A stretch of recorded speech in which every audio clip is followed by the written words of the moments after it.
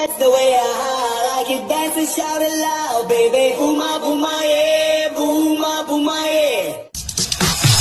That's the way I like it. Dance and shout it loud, baby. Booma, booma, yeah. Booma, booma, yeah. Oke, bismillahirrahmanirrahim. Assalamualaikum warahmatullahi wabarakatuh. Masih sama saya ya, dari WRGP. Oke, gimana kabarnya semuanya ya? Semoga selalu dalam kesehatan dan keberkahan, dan diberikan rezeki yang berlimpah dari Allah Subhanahu wa taala dan Tuhan kita semua, Tuhan kita masing-masing juga ya. Amin, Allahumma amin. Oke, sekarang kemarin kita udah bahas gear rasio kalkulatornya ya kan. Nah, sekarang saya mau coba share jadi hal yang perlu diperhatikan saat meracik gear rasio. Nah, jadi gear rasio kan selain kemarin udah tahu cara pakai kalkulatornya, udah tahu hasil-hasilnya gimana, tapi harus ada yang selalu diperhatikan. Jangan sampai kita udah mahal-mahal ya kan bikin gear rasio seingin kita, tapi hasilnya tidak sesuai ya. Oke, yang pertama itu sebelum ngeracik gear rasio itu selalu yang nomor satu itu, nggak enak. Yang nomor satu itu pasti selalu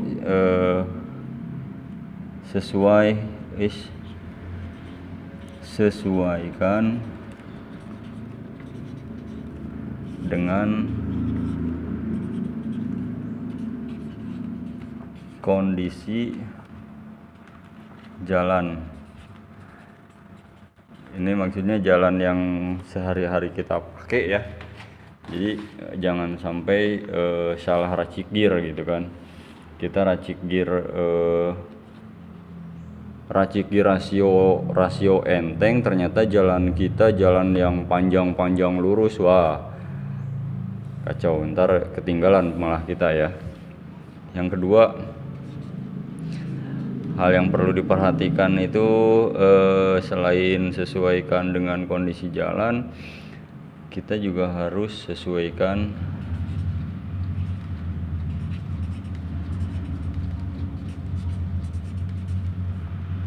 dengan part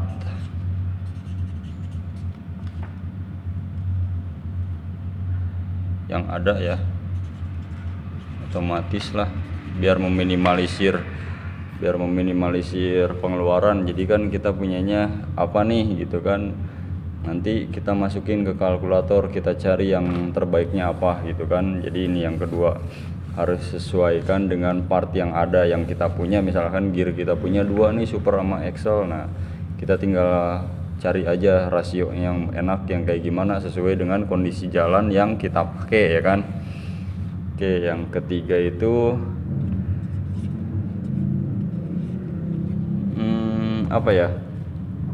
hal yang perlu diperhatikan yang ketiga itu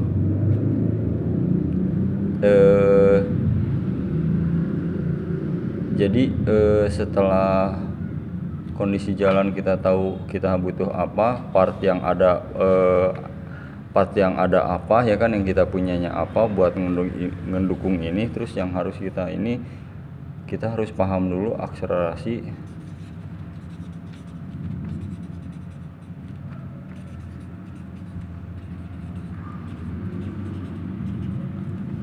dan top speed.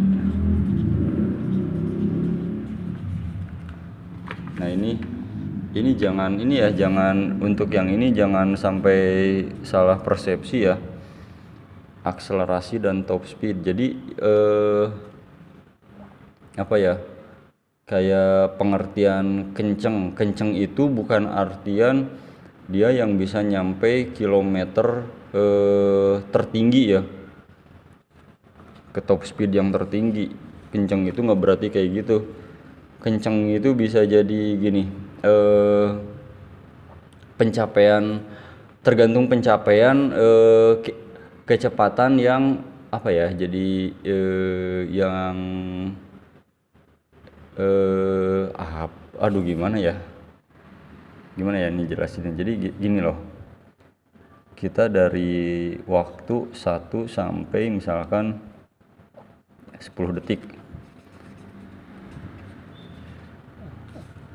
ada yang nyampe cuman 120, ada yang sampai 160 misalkan. Nah, angka ini gede, tapi nggak berarti dia kenceng. Siapa tahu dalam pencapaian ke 100 km, ini kilometer ya per jam, ini kilometer per jam. Siapa tahu dalam pencapaian angka segini itu kita butuh waktunya 1 sampai misalkan 15 detik. Nah, jadi jangan wajar-wajar aja ya kita kagum ya kan sama orang yang posting gitu kan, pesmanya nyampe kilometernya sekian. Itu sebenarnya apa ya, kalau saya pikir jadi biasa aja gitu. Jadi sebenarnya kenceng itu nggak di angka paling gede kilometernya ini loh.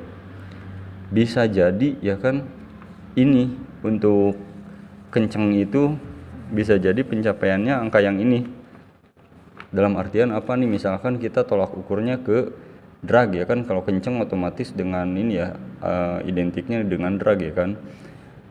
Motor yang 120 km per jam tapi pencapaian kecepatan segitunya tuh 1 sampai 5 jangan ya, terlalu 8 juga terlalu ini ya, masih ada di Indonesia. Ntarnya kita di ini lagi 9 detik ya, ini biar nggak ditantangin sama orang-orang ya kan. 9 detik ini 1 sampai 9 detik si motor udah bisa nyampe 120 km per jam.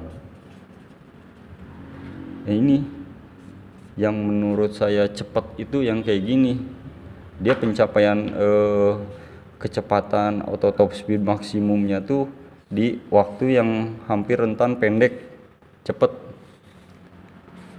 Buat saya ini yang kenceng itu, daripada kita bisa top speed kita 160 km per jam tapi motor kita itu untuk nyampe ke angka ini itu butuh waktu 20 sampai 30 detik misalkan, walaupun realnya itu sebenarnya bisa sampai 1 atau 2 menit nih untuk settingan bukan aftermarket ya istilahnya, settingan inilah apa, paket-paket tune up yang ini standar tune up gitu kan.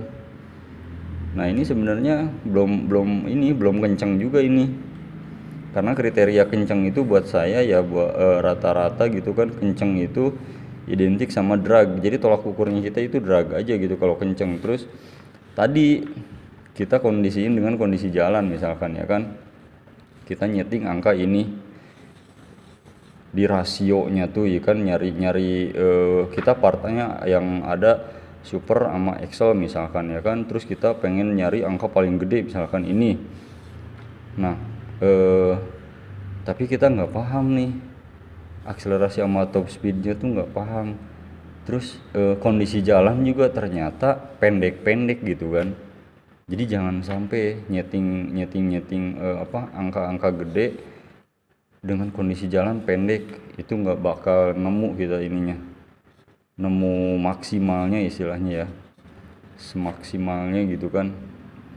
Mending kalau kondisi jalan pendek kita ngambil rasio-rasio yang enteng, nafas-nafas pendek gitu kan. Sekarang kan 1 sampai 9 detik aja udah 120 km per jam gitu. Wah, udah kenceng banget itu. Jadi kayak gitu. Ini ya. Jadi 3 poin ini nih perhatiin, jangan sampai kita salah persepsi ya. Salah persepsi, salah prediksi ini. Jadi untuk sebenarnya untuk yang kita mau setting gear rasio paket hemat lah istilahnya ya, pahe. Kalau teman-teman atau rekan-rekan budgetnya budget Sultan sih sah-sah aja ya, sok aja ya. Jadi nggak usah perhatiin inilah, ini mah nggak ada ininya istilahnya ya kan. Wong Sultan ya kan, salah beli lagi ya kan. Jadi abaikan saja video ini. Tapi buat yang mau pahe-pahean gitu kan, jadi jangan sampai kita ngeluarin duit nih tapi ternyata hasilnya nggak sesuai, ya jangan ya. Ini jadi ini dulu pahamin dulu ini. Lihat kondisi jalan, kondisi lingkungan kita pakai di track apa, terus kita punyanya partnya apa nih. Nah, baru ini kita ngambil akselerasi atau top speed nih. Tapi pahamin dulu, tetap pahamin dulu ya. Ingat, angka gede itu belum tentu kencang. Ya, oke. Oke, sekian aja ya. Jadi sedikit ini aja sih, ini mah sedikit sedikit penjabaran dari yang video gear rasio kalkulator kemarin ya. Jadi biar nyambung lah istilahnya. Jadi kalian juga bisa pakainya nyambung di video itu yang sama ini ya kan. Oke, sekian dari saya. Tetap selalu ride with your pride. Oke. Assalamualaikum warahmatullahi wabarakatuh. Mau subrek mau enggak bodo amat ya kan. Yang penting kita di sini share. Subrek bodo amat ya kan. Abaikan lah istilahnya, mau yang subrek silahkan, monggo, terima kasih. Kalau yang nggak subrek juga nggak apa-apa, bagikan tapi ini ya, share ke semua teman biar paham. Kencang nggak harus gede, yongs.